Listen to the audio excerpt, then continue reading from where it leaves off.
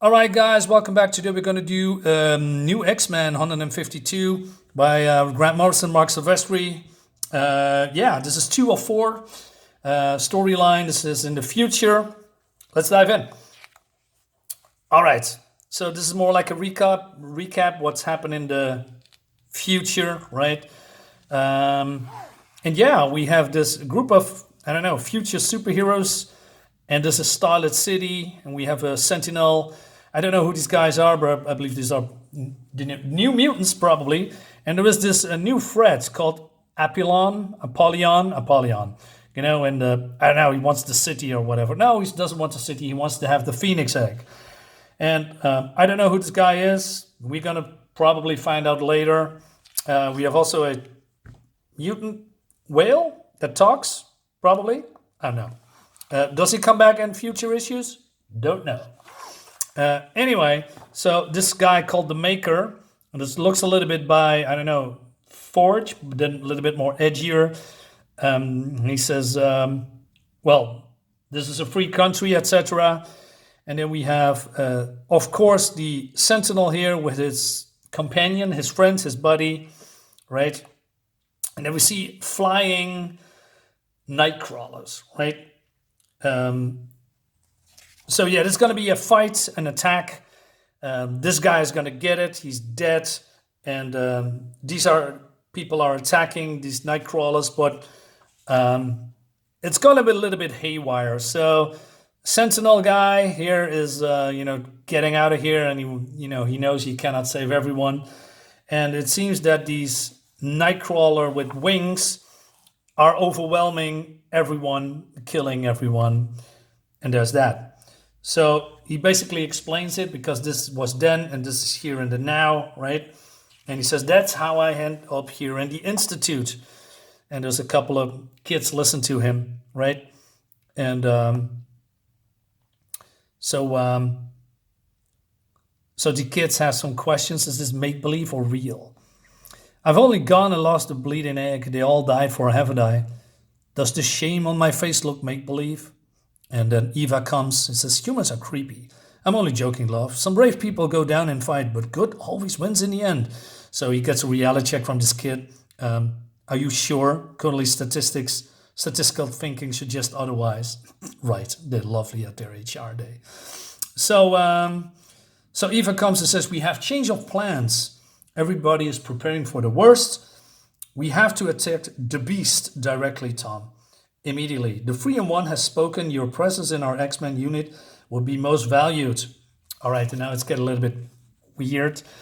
So Eva was a companion of Phantom X, the X-Men.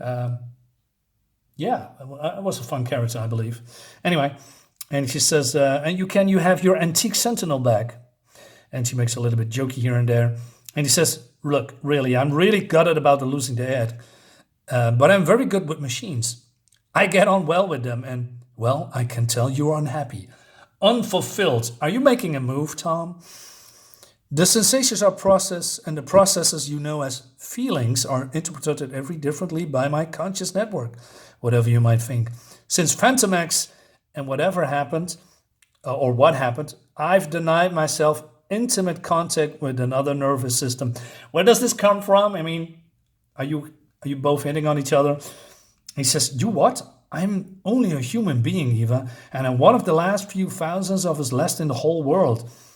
I'm about to get intimate with extinctions. I can say whatever I like.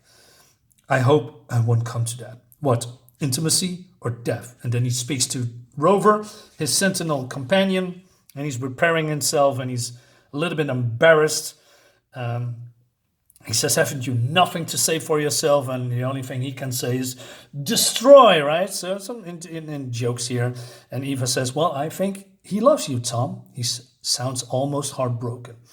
Anyway, so she says, the others are waiting for us, Tom Skylark. And I think Tom Skylark is probably the most interesting character in this book so far. And so we see the Cuckoos here, or whatever that's left of it. And we see, I don't know, Wolverine doing stuff, right? Doing some combat moves, I guess. And then Cassandra something is coming. Well, and basically they are predicting that the end is coming, right? Because of the Phoenix egg, etc., etc. So they need to get rid of the beast as soon as possible, right? And so she says towards the cuckoos, tell us the truth, girls. What do you really see when you look at the future without flinching? A fire from beyond, they say. Consuming fire, the judgment of the Phoenix. And we see this Wolverine. I mean, they draw Wolverine here. I mean, that they changed the claw thing, you know, that comes right from here instead of, you know, from the top of the... I like that a little bit more. I know why they did it. I mean, I'm not against it, but, you know, I'm a little bit... You know, I like old school Wolverine a little bit more, but, you know, I'm not against it, but yeah. Just stuff that I want to point out. So they are gathering the team, right, and to attack the Beast. And we see, Hawkman, that is not Hawkman, Cassandra Nova? Cassandra Nova, indeed. We have this brain thingy, Wolverine, and of course Eva, that looks straight from Cyberforce, another great comic also by... the same artist, you know, MARC SILVESTRI, and then we of course, robot guy here, Sentinel guy. I'm interested in this guy. He looks interesting. Anyway, then we go to the Beast, and he is experimenting, and then we have this Apollyon guy, who was his servant, right? And he's experimenting with feeders. And it seems that he is gonna use that experiment on this mutant called Corona, and she is a high-level telepathic intellect. So this creature attaches herself, and she's, I don't know, out, dead, killed, not sure.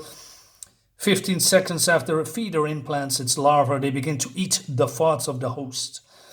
It looks pretty angry. So, what's gonna happen now? Look, I'm a little bit too soon. So he says it's the time of the hatching that draws near, and we see all these Nightcrawlers using Cyclops' power to, I don't know, blast the egg, I guess, right? And then it's time to, well, arise. And this creature is a human, and guess who it is? Right. So he introduces himself that he's the undying beast, right? And he says that her touch is burning. And she says, I'm sorry, I was in the crown in the white hot room. What am I? Did I have to fix something that was dying? Henry, is that you? Yes, Henry, of course, and Beast. But I have another name now. So he calls himself Sublime. That leads us to the next issue. Really? Sublime? So, okay, what I have to say about this...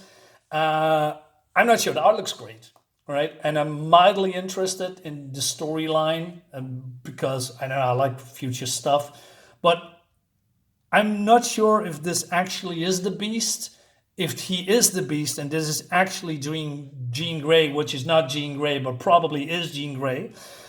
I'm a little bit over Jean Grey. Maybe I'm a little bit soured of Jean Grey always coming back, always being the Phoenix, always, and if Apollyon is in secret, damn it, where is he? Is in secret Cyclops, I'm done. I don't want, because, Wolverine is alive, Beast is probably alive, going crazy. We have Jean Grey back. So this could be Cyclops. I hope it's not. I mean, I want to be surprised. I want to be excited, but I don't know. It looks like a run-of-the-mill story, but, I could be totally wrong, and maybe I get surprised at the end. I mean, we have 2 issues to go before the story actually been revealed. So, yeah, I'm a little bit on the fence. Again, art looks great, but it's not really pulling me in so far. We're going to find out, guys. Let me know in the comments what you think about it. And, see you in the next one. Bye-bye.